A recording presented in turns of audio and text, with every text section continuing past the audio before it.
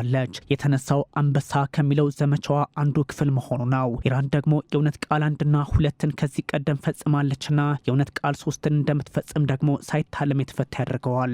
100 ሰው አልባ አውሮፕላኖችን አሊያም ድሮኖችን ወደ እስራኤል ድንበር ለጥቃት ወዲያውኑ ኢራን መላኳም ይህኑ የሚያስረግጥ ነው። ኢራንም ምላሽ ሰጠች ማለት ነው። በእርግጥም የዓለም ፖለቲካ ውጥረት ወደ 3ኛው የዓለም ጦርነት ሊያመራ የሚችልበትን አደገኛውን መስመር ያሰመረው የእስራኤል ያዳሩን ጥቃት በኢራን ላይ የፈጸመችው ብቻ ተብሎ የሚታሰብ አይደለም።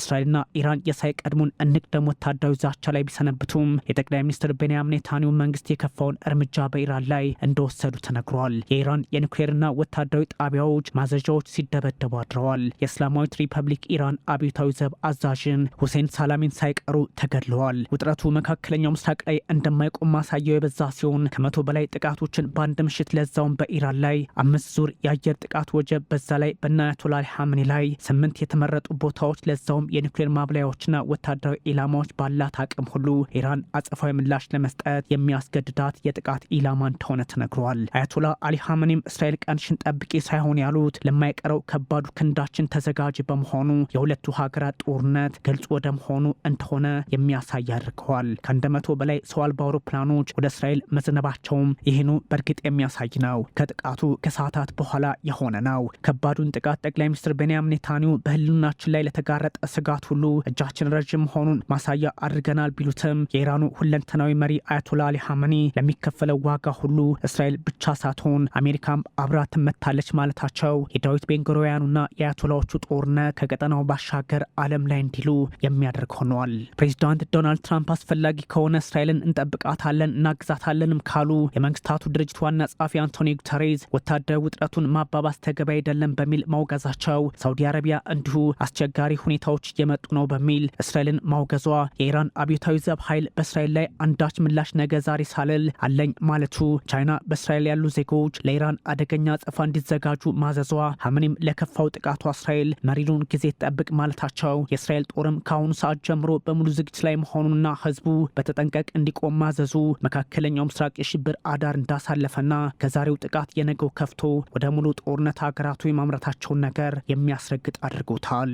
እስራኤልና ኢራን ከ1 ዓመት በላይ ድንበር ተሻጋሪ ጥቃት ውስጥ ገብተው እርስ በርስ ተፈታትሸዋልና ለአንዳች አየር ላይ ፍልሚያ መንገዱን እንዳስተካከሉት የሚያሳይ ሆኗል። ምንም እንኳን እስራኤልና ኢራን ከዚህ ቀደም በአራት ምዕራፍ የተከፈለ ማለትም ከ1948 እስከ 53 ግራ የሚያጋባ ወዳጅ አይሏቸው ጠላት ከ1954 እስከ 1979 የኢራን አብዮት ድረስ ደግሞ በመካከለኛው ምስራቅ እስቲ ወዳጅ ካለ ጥሩልን ከኛ በላይ ማናለ ያሉ ከ80ዎቹ እስከ 90ዎቹ መጨረሻ እንዲሁ ውጥረት ከሶቪየት መፍረስ አንስቶ እስካሁን ድረስ ደግሞ አንዴ በኒውክሌር ሌላ ጊዜ በሽብር እየተካሰሱ ከ5 በላይ ግልጽ የአየር ጥቃቶችን የተሰነዛዘሩ አገራት ናቸው ቢባለም በአሁኑ ሰዓት ደግሞ 5ኛውን የጠላትነት የግን አጋጣሚ ይፈጠራል የሚል ፖለቲካዊና ዲፕሎማሲያዊ ስጋት ያለ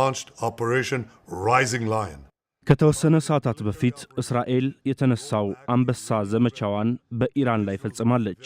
ለእስራኤል ህልውና ስጋት የሆነውን የኢራን ወታደራዊ ኢላማን መተናል። የወሰደውን ቀናት ይውሰድ እንጂ እስራኤል ዘመቻዋን ትቀጥልበታለች። ይህን ስጋት እስከምናስወግድ ማለቴ ነው። ለ10 ዓመታት የኢራን አገዛዝ በግልጽና ያለምንም ሀፍረት ስለ እስራኤል መጥፋት ይናገራል። እስራኤል ሉዓላዊነትን ለማስከበር አማራጩ ይህ ነው ካለች ቴህራንስ ብትሆን አማራጩ ይጠፋባታል ወይ? ቢያንስ እነዛን አስፈሪዎቹን ኒውክሌሮች ለመታጠቅ ከትላንቱ ዛሬ አትገፋበትም ወይ የሚለው ጥያቄ ቢነሳም ምላሹ ግን ያው አዎ፣ ምናልባት ከባዱ የእስራኤል ጥቃት ካላወደማቸው በስተቀር ሆኗል። የእስራኤል አየር ኃይል ጥቃት በ5 ዙር የጥቃት ማዕበል የተፈጸመ ሲሆን ኢላማዎቹ የኒውክሌር ማብላያዎች፣ የጦር ማዘዣዎችና ወታደራዊ አዛዦችም ሆነዋል። ሁለንተናዊ መሪው አያቶላ አሊ ኻሜኒም የጥቃቱን ክፋት በግልጽ አስቀምጠዋል። ከአብዮታዊ ዘቡ